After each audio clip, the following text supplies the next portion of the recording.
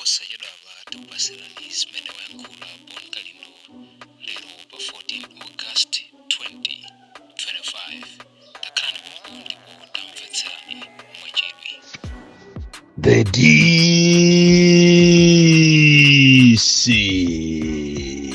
President wanthu osauka woyamba kuno ku Malawi kulankhula mopanda mantha mosasiyapo china chilichonse kungoyima pa chilungamo ompweteka zimupweteke osangalala asangalale makamaka mu nyengo imeneyi yamanganya Michael Unsi amene akung'alula bwino kwambiri amene wazunguza anthu mitu anthu angobwebweta okha amene akayesa masewera ukamapanga zinthu zachinyengo usamaone ngati aliyense saona pamene ukupanga zachinsisi amakhalanso mulungu atatumiza anthu ache mulungu sapanga mistake ina iliyonse motero kuti Michael Unsi uja kusankhidwa kukhala vice president wa dziko anali mulungu ataona zinsisi mulungu amaziwa chimene akupanga ndipo ngakhale ena ankamuda ngakhale tinkamuda Michaelyo koma mulungu anali ali pa mission. Lero ndisanalowe kwambiri pa zochitika za manganya nthawi imeneyi ya manganyalism komanso nthawi yokuti ndi alangizi andale ndikufuna lero ndilowe ku UNIMA, University of Malawi Chancellor College kumene ife timati ku Malawi kuno tikakhala timanena kuti kumene kuja ndiye kwawo kwa maphunziro ndipo Chancellor College ukangomva zinalo umaziwa kunena kuti woyesa apa ndiye tafika ku maphunziro ngati dziko lino lili ndi anthu ophunzira ena amene anakhalapo ma 6 points ndi ochokera ku UNIMA kumene kumakhala ma lectures komanso ma non-academicians support staff imene sopano lero kuzera ku administration ya nyuwani iyi ya sopano iyi yozera ku ndale popeza ku Malawi kuno timapanga za ndale anthu akudandaula kwambiri ma lectures akudandaula kwambiri support staff non-academicians akudandaula kwambiri kunena kuti management ikuwazuza kwambiri andingati anthu amene wakuzuzana chonji kuli bwanji ana asukulu lero munati mpite ku Chancellor College mukaone mmene akuzunzikira ana inu simungakhulupirire ana ena akumachita kupita ku sukulu kuja ndikubwerera chifukwa cha nkhanza zimene akupangidwa koma mukayang'ana nkhanza zimene sikuti zikungobwera ayi ana amene wawa sikuti akungopanga ayi koma akungopangidwa nkhanzazi ayi koma chifukwa cha environment imene ili ku UNIMA tikunena pano kwatuluka makalata kunena kuti 15% duty allowance imene inakhazikitsidwa mbuyo mukuchokera kale kunena kuti anthu azilandira imeneyo yachosedwa sitikudziwa kuti kodi moyo wa lecture komanso moyo wa support staff non-academician ukhala bwanji ndi cost of living ndi ziko tulimene litulomvesa chisoni lya chakwerato angopanga zimene angapange wayang'ana akuluakulu aku administration yo amangoyenda ndi zikoli ndalama likumapezeka kuti kumene account kuja kulibeko china chilichonse kumanena kuti kodi Chancellor College ija ndiyo mweyi UNIMA ija ikachemereredwa ija ndiyo mweyi munthu ukati ukamagwira kumene koko ukamamva kuti awatu ndi lecture aku Chancellor College awatu ndi nani academician kapena support staff waku Chancellor College anthu kumachita kunjenyemera lero ma lecture asanduka agalu. In this way do you expect kunena kuti maphunziro ku Malawi kuno angapite pasogolo mene analili nthawi ya Kamuzu mene analili nthawi ya Bakiri Muluzi mene analili nthawi ya Bingu mene analili nthawi ya Joyce Banda Nzimayi olimbikira mene analili nthawi ya Peter Mutharika maphunziro angapite pasogolo. As we talk now even 10% salary increment ijayi aboma ankapanga matama kuti aye etaenjezera anthu ku Chancellor College kulibe sanailandirepo siko limozi motero kuti mwezi umene wa mafendi ya August anthu ayiwale kukakhala kuti kumeneko ndi mayo kumanena kuti inu mmagwira kuti timagwira ntchito ku Chasa College ku Unimagu kumakhala ngati akugwira ntchito ku Greenock kapena ku Chisambo kapena ku Limbuli m'maestate mutu komanso mwina udindo ache ochecha uzu tikuzunzana kwambiri. Choncho uthenga upite kuja kumachira kwa Chancellor Lazarus Chakwera kunena kuti anthu aku Unima achoseredwa 15% ija imachedwa kuti duty allowance komanso 10% salary increment ija sinabwere pakana lero.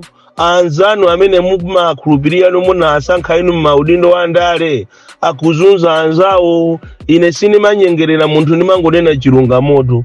Tikachoka pamenepo ndikufuna ndipite pano kuzunzika ndikawalirire aja amachedwa ma HSA.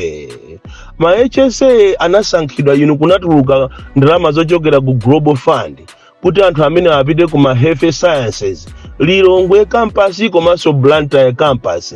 Anthu amene wawo anayenera mwana aliyense azilandira 450,000 ndalama za Global Fund azilandira 450,000.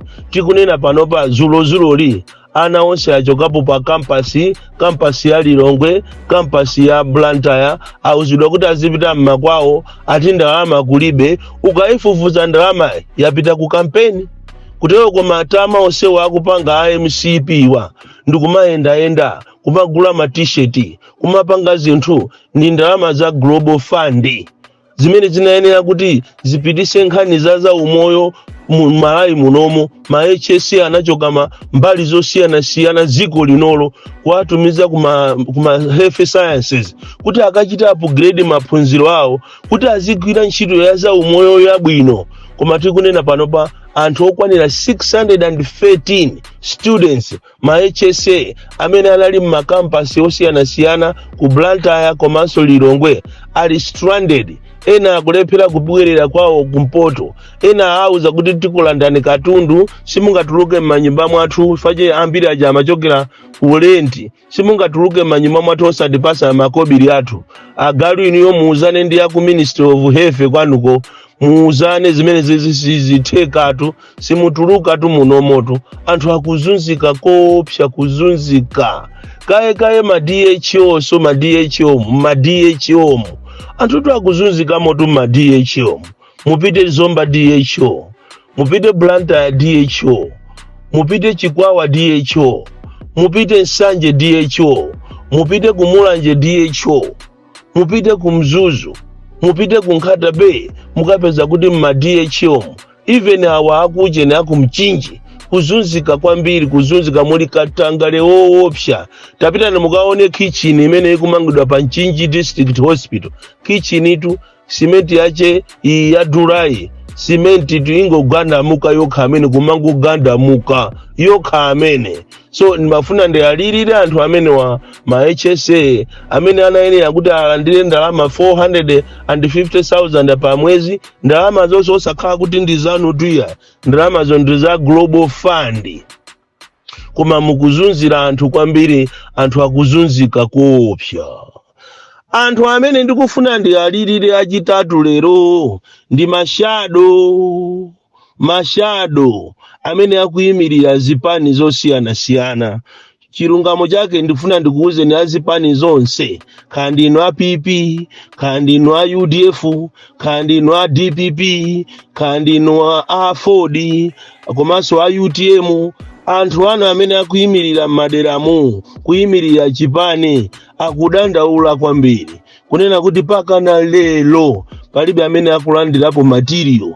Yeti chipani kuti chiziwike chimaziwika ni material andi kwasala masiku khasate chani kuti anthu apite kuzisankho kuti ngati anthu asimu apasa material ndipo peza awanzani wando osavuka material angogawana amene angagawanirane. Kodi sona anthu anu visibility ikhala bwanji? Mwagundika kumeneko kumapangirana kampeni nokha makamaka uku ku DPP mukuyenera kuti musamale kwambiri nyumba mwanu mwenu wa DPP. Misonkhano yoyima ya Jeni Ansa inali ndi sabotage, anaipanga sabotage akuluakulu ankati momo kumpanganirana Jeni Yansa iyi kuti kumene akupita kumusamaka khale anthu ndiye kwatumizidwa ndalama, khala ndalamazo zikuchoka ku MCP kuti Jeni Yansa akamayenda kuna kulikonse kumene akuyenda. Inu ndi mboni ya Malawi mwaona pictures ma video pali malo ena Jeni Yansa amangoziweva ekha, sikuti kumene kuja kulibe kwa anthu a DPP tuya ngati mmene kunalili ngati kunsanje kwa Ngabu ndi malo ena ndi ena amapezeka kuti kumene kujako kuli akulu ena a DPP anapita kumene kujako ndikumakapereka ndalama kunena kuti musapite ku msonkhano wa ndani, musapite ku msonkhano wa Jeni Yansa kuti ayaluke. Izitu ndi conspiracy ya mkatikati muchipani cha DPP. Musamale kwambiri ino akuluakulu aku DPP muli ndi anthu amene sakufuniani zabwino. Kodi tikamanena kuti awa MCP analowamo muzipanimu ndipo akupereka ndalama kuopsa, ena ndi awa akukana migwirizanoyi. Sikuti ati migwirizano itu anthu angoyikana iya. Ena awa analandira ndalama kuchokera ku MCP, anauzidwa kuti mukangolola migwirizano tizakumangani. Ena awa ali ndi milandu, ndiye pamene anamusankha Jeni Yansa mkatimo muli kusagwirizana. Izi ndiye ndi chilungamo chachitu kuti ena awandide koma chilungamo chachinji kuti ena akumuderera Jeni Yansa uja ndiye akumpangira uja propaganda. Conspiracy yonena kuti iye uja aoneka olephera azina kuti Jeni Yansa anthu sakumukonda, running mate wa Mutharika anthu sakumukonda, ndi akumapita ngati lero akumapita ngati zulo ndikukagawa ndalama kudera limene monga mmene apangira kwa Ngabu. Iye uja akamadusa azioneka ngati ndi munthu osafunika. Ichichi ndiye ndi chilungamo chake chimene chikuchitika. So nangofuna ndikupempheni inu azipani kunena kuti chonde perekani material kwa mashado anu, anthu kuti adziwe kunena kuti uyo ndi shadow ndi material. Anthu amene aja agwira ntchito yayikulu kuchokera kuma primary kuzafika panopa, munayenera inu ngati azipani zikulu makamaka ku DPP athandizeni ambale azikakuposani oja zache alibe mulandu, oja zache tunde akupereka naye nsalu. Inde muzanena kuti anali mboma kumabe iya munayenera mupange budget inu a UTM iyo ayiperekani ma t-shirt male mutu chilima alipo ndi anthu amalandira tunsalu. Nanga inu a DPP ndi chipani chachikulu munayenera mupereke material. Inu a UDF chimozimozi ya musampangise manyazi cheya ya atupere Jacob mpereke material kwa anthu anu. Anthu andiyimbira kwambiri ineyo ngati president kuti ndilengeze uthenga umene akulira anthu m'mizimu alibe china chilichonse kaye wongoyambaso ushadow kungofunati achuke alibe china chilichonse. Anthutu Africa tupokudya dotitu kodi ndale tundizoopsado. So apulu museni anawo alibe china chilichonse paja mukuziwa inu kuno ku Malawi ndiye kuli anthu onama koopsa m'mizimu amati akamuona shadow inu ndinu nokha ndipo muwina akumulabisa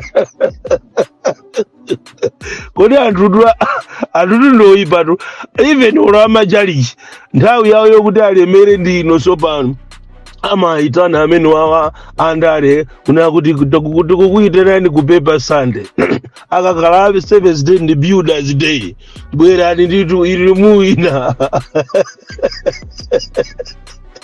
inu anthu opempera muziva chisoni. Amene amandiwaza ine ndi asilamu olonzikiti wawo olo awambo ni za Yehova sapanga fundraising ya kwa majali jena wa muli anthu okubba kwambiri anthu achikeko ndipo Yesu kumene ali kwa mamba chisoni kuti abale mwafika apa mwafika naso mama chocho iya amvere chisoni kuli mashado ena ali ndi ngongole zoopsa zakatapira, ena akapusa alandidwa magalimoto, ena akapusa alandidwa nyumba koma chonde akuchipane bwana Profesa Arthur Peter Mutharika kumene muliko, akabambe kumene muliko, mayi wati Joyce Banda kumene muliko, komanso ino a Ford kumene muliko, chena nkhumwa chipani chanu chikwenda bwanji athandizeni anthu material apange kampeni.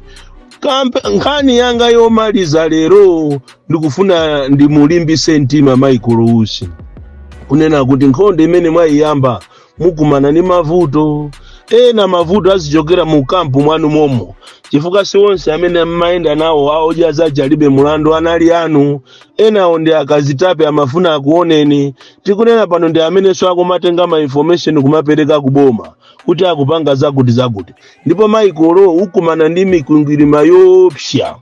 Mboni ndi ineyo amene I'm a living example, utengeza ineyo ndazunzika kopsya oti ni madabwa pano pakuti kodi kamangidwe kasidwa liti kunimanga kukwasidwa liti anthu akuti ntchito alibe nanenso ntchito pano naene andili kukalonga pano pa prison ya Kalonga sakunditenga bwanji. Ukumana nazo ndekukhala mafiole okuyipisira mbiri, kukhala mafiole okuti umangidwe upezeredwa milandu, chifukwa ziko lapansi anthu amakondwera ni munthu onama, munthu waboza, munthu wokupha, munthu wokuba ndi amene amakondwera naye. Munthu onena chilungamo amadana naye. Ku Malawi ukamanena chilungamo umakhala iwe woyipa, motero kuti ayena anene kuti abwera azinena kuti Michael akupangira zimezi chifukwa tisana musankhe running mate, koma sana ziwe chinsinsi mmene akampanga zawo zija za chinyengo zija, sana ziwe kuti panali wina anali pompo akango ayang'ana otchedwa Michael Usi. Choncho mbale wanga ukumana nazo, do not trust anyone including ya polisi yako, don't trust them. Anthu amene wandoopsa, you need to have your own private security, ndicho linga kuti zinthu ziyende bwino. Bon Klindo the DC mwana woopsa kwambiri, the most deadly and dangerous child from Ncheza Village TA Mabuka kwa Kenneth Kavumbwe, Mulanje, Malawi, Southern Africa.